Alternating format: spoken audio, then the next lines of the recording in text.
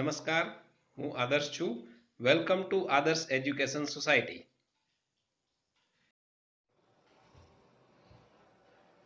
Hello students, today we will study the second property, that is commutativity, right?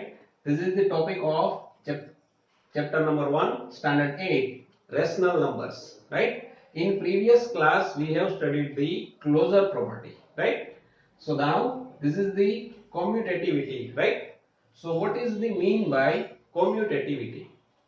Right? Suppose there are two numbers A and B, and if we apply the addition operation between A and B, and if we get the result by reversing this digit, right? We reverse the digit and apply the addition operation, and in both the case, if the result is equal, then we can say that two numbers are of commutative property, right? That satisfy the commutative property, right? So here we will see, here we will learn for the rational numbers that if the rational numbers are satisfy the commutative property or not. So for that we will take two sets, one is integers and second one is rational numbers. So by comparing this we will study this commutativity, right? So this number set is this and rational number set is this. This you know very well now, okay? So first of all we will see the addition operation, right? Take any two numbers from this integer sets. One is suppose minus 4 and second one is 2. So what is the result? Minus 4 plus 2 is equals to minus 2. And now what is the result if we reverse the digit? That means first we take 2 and then second we add minus 4 to this, right? So now again the result is 2 plus minus 4, that is equals to 2 minus 4, and the result is minus 2. See, the result in both the cases same. So that we can say that integers are commutative under addition operation, right? Now what is the case for rational number? See, first number is 2 upon 3, second one is 5 upon 3. By adding this, what we will get here is 5 plus 2 7, denominator is same, that is why not need to take the LCM. Denominator remains the same, 7 upon 3. Now reverse this digit. First we take 5 upon 3, then we add 2 upon 3, right? So by the addition of these two numbers is again we will get 7 upon 3. Both the results are same, that is why rational numbers are commutative under addition, right? Second operation, subtraction. For integers, two numbers, one is 5, second one is minus 3, we are applying subtraction. So what is the result here is 5 minus minus plus 3, 5 plus 3, 8. Now reverse the digit, minus 3 we will take first and 5 as a second number. So minus 3 minus 5. Now what is the result is minus 3 minus 5, that is equals to minus 8. Both are equal? No. Here the answer is 8, here is minus 8. So both the results are not equal, that is why integers are not commutative under subtraction, right? Or subtraction for the integers are not commutative, okay? Now for the rational numbers, one is 9 upon 7 and second one is 6 upon 7. So by subtracting these and by reversing this digit, first we take 6 upon 7 and then 9 upon 7. So there is a question, are both the results equal or not? So here what we will get by subtracting this, we get 9 minus 6, that is 3. Denominator is 7. So this result we get 3 upon 7. And right hand side what we will get, 6 minus 9, that means minus 3 upon 7. So this side we will get plus 3 upon 7, this side we will get minus 3 upon 7. So both these results are equal or not? No. Both these results are not equal. That means for the rational numbers, subtraction commutative is not satisfied, right?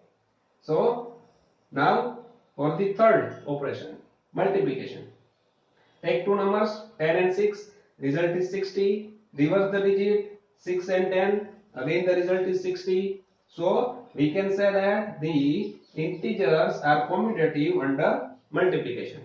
For the rational number also, one number is 1 upon 4, second one is minus 5 upon 2. So this equals to, by reversing the digit, what we will get? First minus 5 upon 2, then 1 upon 4. So this result and these results are equal, and both are minus 5 upon 8. Left hand side is also minus 5 upon 8. Right hand side is also minus 5 upon 8. So both these results are equal. That means for the rational numbers are commutative under multiplication, right? Here this is not equal, and that is why here the question mark is given, right? So don't confuse between these two, right? Third is division. See, 7 divided by 3, we get the result 7 upon 3, and 3 divided by 7, by reversing the digit, here the result is 3 upon 7. So is 7 upon 3 and 3 upon 7 equal? No, they are not equal. So integers are not commutative under division. Same way for the rational number, 8 upon 5 divided by 7 upon 3, right? So by solving this, we will get the result 24 upon 35. In the same way, now reverse the digit, 7 upon 3 divided by 8 upon 5. So here we will get 35 upon 24. So both these results are equal. Again there is a question mark. So we know that 24 upon 35 is not equal to 35 upon 24, right? So we can say that the rational numbers are not commutative under division. So the conclusion for the commutativity property is that the commutativity property for the rational number is applicable under the addition and multiplication, but it is not applicable under the subtraction and division. Now we will study the third property, that is the associativity property. Okay. So this is the for associativity property. So what is associativity property is, if we add three numbers by taking two numbers in the bracket, and now we regroup the number. So first of all we group the second and third number, and then we will group the first and second number, and in both the case if the result is equal, then for these numbers the associativity property works, right? So for the rational number and for the addition operation, we will take three numbers, first number and two numbers in the bracket. So first of all, by applying the addition for these two numbers, we will get this result, and by now adding this result with this number, we will get the answer minus 9 upon 10. Now we will regroup the number. So first of all we take these two numbers, and this number will be outside. So by simplifying this, we will get the 9 upon 10. The same result we will get here. So we can say that for the rational number, associativity works under the addition operation, right? For the subtraction, now for this same thing we will do. These two numbers will first apply the subtraction, so this number remains the as it is. By simplifying this, we will get this result. Now by this result and this number, we will apply the subtraction, and by simplifying we will get the result 19 upon 30. Now we will change the group. So first this, take this two number, this number remains the outside. So by simplifying this, we will get the result is minus 11 upon 30. Here you can see that the numbers or the results is not same. So we can say that the rational numbers are not associative under subtraction. Multiplication. This number remains outside. We will multiply this first. So the result is this. Now by this result we will multiply this number. So finally we will get minus 35 upon 54.